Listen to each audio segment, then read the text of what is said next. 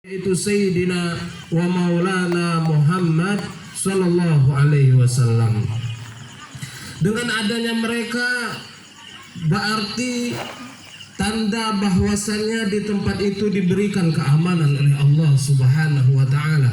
Sebagaimana hadis yang disebutkan, yang disampaikan oleh Rasulullah SAW, ahlu baiti amanu lil ahli ardi kan nujum amanu lil ahli sama, fa idza dhahaba ahla baiti jaa li ahli ardi bima kanu yu'audun, atau kama qala Nabi Muhammad sallallahu alaihi wasallam. Keluargaku itu, kata Rasulullah SAW, bagaikan petunjuk juru aman bagi bumi, sebagaimana bintang gemintang di langit menjadi juru aman, tanda keamanan bagi penduduk langit. Sebagaimana jikalau kita ketahui bintang bintang planet semuanya bertabrakan, maka berarti datanglah yang namanya hari kiamat. Maka kata Rasulullah SAW, maka apabila sudah tidak ada lagi keluargaku, maka datanglah yang sudah dijanjikan oleh Allah Subhanahu wa taala, yaitu hari kiamat. Nah, maka dengan adanya mereka berarti masih jauhlah yang namanya hari kiamat, dan tanda aman bagi suatu tempat yang mana di situ ada keturunan Nabi Muhammad Sallallahu Alaihi Wasallam. Maka tanda-tanda hari kiamat itu nanti ketika tanda-tanda habaib keturunan Nabi Muhammad sudah tidak ada itu, ketika Al-Quran dibuka ada bentuk bukunya, akan tetapi tulisannya sudah diangkat oleh Allah Subhanahu wa taala, bagaikan buku kosong, buku yang tidak ada tulisannya. Maka pada saat itu orang-orang mencari para habaib, maka pada saat itulah keturunan Nabi Muhammad sudah tidak ada lagi, alias sudah meninggal semuanya. Maka pada saat itu Imam Mahdi apa semuanya sudah meninggal. Berarti hari kiamat tinggal menunggu saatnya. Mudah-mudahan kita yang bisa mencintai mereka, karena janji Rasulullah SAW, man mata muhibban li ahli baiti mata syahida. Barang siapa yang meninggal sedangkan dia meninggal dalam keadaan mencintai keluargaku, kata Rasulullah SAW, maka dia meninggal dalam keadaan mati syahid. Mudah-mudahan kita bisa mencintai mereka, bisa mengikuti mereka. Dengan mengikuti mereka, bahwasannya berarti kita sudah menegakkan agama Islam. Bahkan kita itu lupa sumber agama Islam di Indonesia ini, kita bakal seakan-akan lupa siapa yang membawa Islam di Indonesia ini, yang dimulai dengan di tanah Jawa. Tak lain dan tak bukan adalah Wali Songo. Siapa itu Wali Songo? Tak lain dan tak bukan adalah keturunan Nabi Muhammad Sallallahu Alaihi Wasallam. Mereka tinggalkan sanak familinya di tanah Arab sana. Mereka tinggalkan keluarganya, entah kemana menuju yang namanya Nusantara, Pulau Jawa. Maka kalau ada nasab keislaman kita itu, keislaman orang-orang Indonesia ini, pasti nanti itu bersambung kepada Wali Songo. Tali jemalinya pasti menyambung Wali Songo. Enggak Sunan Ampel, kalau enggak Sunan Bonang, kalau enggak Sunan ini yang mengislamkan kakek-kakek moyang kita dahulu. Maka mudah-mudahan kita bisa mencintai mereka, bisa mengikuti mereka, anak-anak kita menjadi pejuang seperti mereka, sehingga banggalah mereka, beranggalah Rasulullah SAW, maka Allah mencintai kita. Amin amin ya Rabbal. Yang berikutnya yang sama-sama kita cintai, yang sama-sama kita muliakan, segenap para alim ulama, guru agama, guru-guru ngaji. Terkadang guru-guru ngaji dilupakan.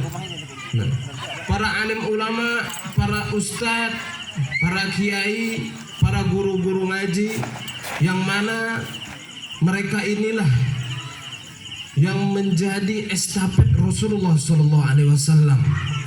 Mereka inilah yang bagaikan jikalau kita ingin mendekatkan diri kita kepada Rasulullah, berarti kita harus sekarang ini kita tidak hidup sama Rasulullah. Maka jikalau kita ingin dekat dengan Rasulullah, kita hidup ingin seperti para sahabat dengan dekat seperti sedekat kepada Rasulullah, maka kita harus mencintai para alim ulama. Di dalam kitab Ihya Ulumuddin, Al-Imam Ghazali mengatakan, yang beliau populerkan itu hadisnya, man zara aliman faka'annama zarani, wa man safaha aliman faka'annama safahani, wa man jalasa aliman faka'annama jalasani, wa man jalasani fid dunya kuntu lahu jalisan yaumal qiyamah, atau kama qala Nabi Muhammad sallallahu alaihi wasallam. Kata Imam Ghazali, beliau mengutip hadis yang beliau populerkan, yaitu hadis Nabi Muhammad SAW di dalam kitab Ihya Ulumuddinnya.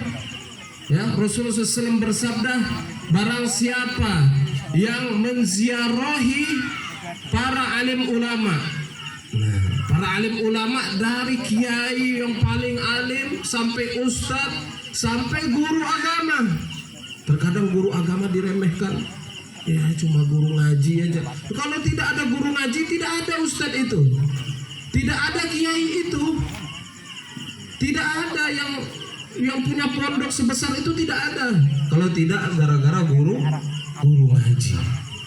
Maka Rasulullah memuji, mengangkat orang-orang yang mengajarkan alif, ba, ta, a, ba, ta, sa. Rasulullah angkat, khairukum man ta'alamal Qur'ana wa 'allamahu, kata Rasulullah SAW. Sebaik-baiknya dari kalian yang mana kalian belajar Al-Quran dan mengajarkannya, kata Rasulullah SAW. Rasulullah tidak mengucapkan sebaik-baiknya kalian adalah kalian yang memiliki kebun sawit yang banyak. Tidak. Sebaik-baiknya kalian yang paling banyak rumahnya. Tidak. Akan tetapi sebaik-baiknya kalian yang belajar Al-Quran dan nanti mengajarkannya. Lebih-lebih untuk anak kita. Nah, maka jangan kita remehkan. Maka kata Rasulullah SAW, barang siapa yang menziarahi mereka, maka seakan-akan dia menziarahiku. Barang siapa yang menyalami, bertemu di jalan, bersalaman dengan para alim ulama, para guru agama, para guru ngaji, maka seakan-akan dia itu sama saja bersalaman denganku, kata Rasulullah SAW. Barang siapa yang duduk-duduk dengan para alim ulama, senang dia sebentar duduk di masjid, minta ilmunya, minta petunjuknya, minta nasihatnya, ya, minta nasihatnya. Karena kita ini cuma sehari-hari pikirannya itu makanan yang masuk di mulut. Kita lupa bahwasannya bukan makanan itu aja. Ternyata makanan yang paling penting adalah makanan rohani. Para alim ulama itu mengatakan, bagaimana pendapat kalian jikalau kalian itu tidak makan sampai 3 hari, tidak minum sampai 3 hari? Bagaimana pendapat kalian? Apakah kalian bisa mati? Maka para anak muridnya menjawab, iya, kami sampai mati, paling tidak pingsan, karena tidak makan, tidak minum selama 3 hari. Maka para alim ulama itu mengatakan, begitu jugalah hati, begitu jugalah jiwa yang tidak pernah dinasehati selama 3 hari, tidak pernah dia membaca Al-Quran, membaca hadis, petunjuk-petunjuk, ceramah-ceramah, tidak pernah dia dengarkan. Maka hatinya mati hatinya. Maka mudah-mudahan dengan peringatan ini hati kita dihidupkan. Jangan sampai melewat 3 hari kita tidak ada baca Al-Quran, kita tidak ada baca sholawat, kita tidak pernah baca sejarah Nabi Muhammad Sallallahu Alaihi Wasallam. Maka kata Rasulullah, barang siapa yang duduk-duduk dengan para alim ulama, maka dia seakan-akan duduk-duduk denganku. Barang siapa yang senang duduk-duduk denganku, kata Rasulullah, di dunia, maka nanti dia insya Allah duduk bersamaku di surga. Amin, amin ya rabbal alamin. Mudah-mudahan lagi ulama itu ada di rumah kita. Ulama itu ada di rumah kita. Kita usahakan anak-anak kita ini banyak anak-anak ini. Mau jadi apa dia nanti? Oh, saya Beb pengen anak saya ini punya pabrik nanti. Dia S3, profesor, dia punya pabrik, kaya dia. Oh, saya kepengen ini. Saya kepengen anak saya itu jadwal terbangnya luar biasa.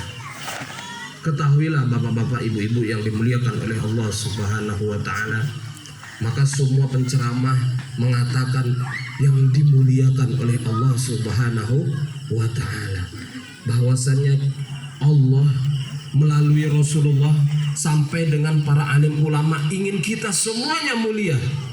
Tinggal kita mau atau tidak ingin menjadi orang mulia. Maka keinginan kita mungkin ingin kita anak kita menjadi seperti ini. Ternyata ya, almarhum B.J. Habibie. Coba bapak-bapak ibu-ibu buka deh. Nanti kan ada HP-nya tuh di internet. Kata B.J. Habibie almarhum, beliau sudah meninggal.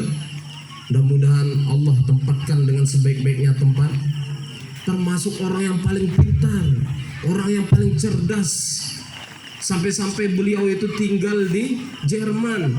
Kalau mau tinggal di Jerman silahkan, ya. Karena termasuk orang-orang yang paling cerdas.